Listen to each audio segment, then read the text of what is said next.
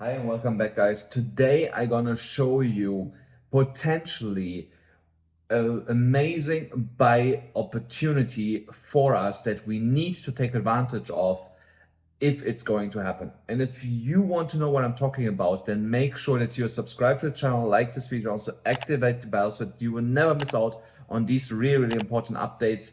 And now let me show you what I actually mean. So first of all, I want to have a look here again at the CME chart. We got yesterday, we got close to this downward sloping trend line that is giving us resistance right now, but we're not able to break above it.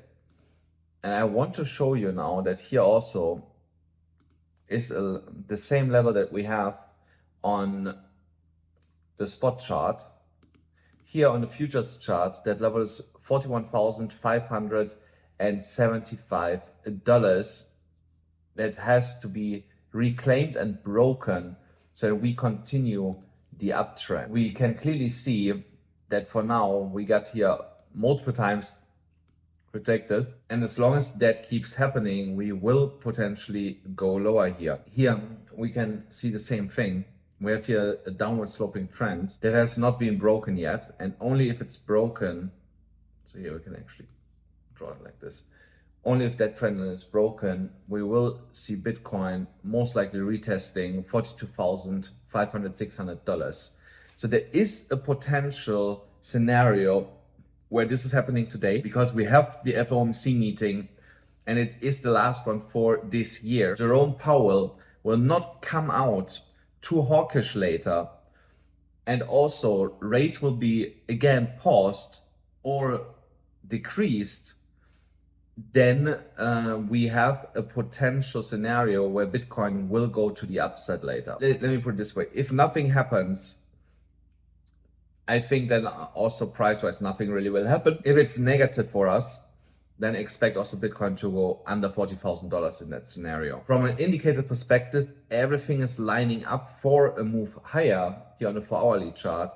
So we have here now a small bullish divergence where the RSI is sloping up and price action is sloping down. So we have here a small bullish divergence, but it hasn't played out yet. It will play out when we start breaking this downward sloping trend line. And the target will be then also here, $42,500 to $43,000 in my opinion. So that is an imminent trade that we can potentially take depending on how the FOMC meeting goes along. So I wanted to pay attention to that also because the MACD is about to flip bullish here. We were a long time now bearish for almost a week. And when we have a phase like that where we are for a week almost bearish, you can expect a big move to the upside once the MACD is flipping here bullish again. So the stochastic is already going up, but I neglected for now because while we are going up, the price wasn't doing really anything. But we have our bullish divergence and the MACD about to flip bullish here. The parabolic curve on the 4-hourly chart, we still hold it. The volatility is coming down, but the volatility index is going up, which is also a good sign as long as we are holding here along the parabolic curve. Again, with an alignment of the FOMC meeting, volatility could turn around and go up here. And then also the index will go higher, and of course the price will also go into higher levels here. So for now we are holding it, but in 40 minutes we will get another 4-hourly candle, and then we could, not with the next one, but like the one after that, we could potentially leave the parabolic curve. And if that is happening, if we leave the parabola and basically trade out of it sideways, expect price to dump. I don't expect price to return back to the upside. Then here on the daily chart, it looks to me that the bearish divergence has now played out. There is still the possibility that we go a little bit lower, but this is diminishing by the minute that we're actually not going low. We have now multiple times tried here for 3 days to get under $40,000. The bears were not able to manage that. So it looks like that we are sitting at a solid level and either just go sideways from here or go higher. And here I want to show you now in a moment the massive buy opportunity. And I'm going to show it to you here based on the liquidations. First of all, you see that we have over leveraged shorts. Now, even at these lower prices coming in, 50x, 100x positions again, it gets also more dense up here, which is good for us because that means that more shorts are up here again, and that can give us the fuel that we need to push even higher than this price region of $44,000 to $46,000. But of course, we're also not far away from some low leverage long liquidation levels and also some high long liquidation levels. But for that, we need to push under $48,000, under $40,000. And it doesn't look like right now that we're actually gonna do something like this. It looks more like it that we do maybe something like this, and then something like this up, or we go from here straight up, something like this. That looks way more likely right now. Here comes the potential buy opportunity if we actually get it. I'm gonna show it to you here on this liquidation heat map. This massive buy opportunity will come if we're touching again $40,540 all the way down to $40,000. That cluster, because you see here are right now massive long positions stacked up. We have here 200 million, then 70 million, 72, 50, 20, 60, 25, 30, 141. So here's like almost $600 million between $40,900 to $40,000. So there's only $900, and across $900 there's almost $600 million in long liquidations. To the upside, there's of course also a lot, but there is a scenario that we are taking out all these longs here and then actually go back up. And that will create a massive opportunity for us. You basically can see it here. These bluish liquidation levels is what is maybe targeted. And every time that we come here into the zone of $40,900 to $40,000, we should start scaling slowly into a long position or just by spot long term, because it really looks like it that we don't want to break under this level here. And this might be a massive buy opportunity before we get sent higher, because we have now already 5 times tapped into it. And every time we created a higher low. So chances that we are actually coming all the way to the bottom are diminishing here quite quickly, but we could still get a retest just off the top of the box at $40,800. And that might be the last touch before we go up again. So I'm looking at a long for Bitcoin and Ethereum.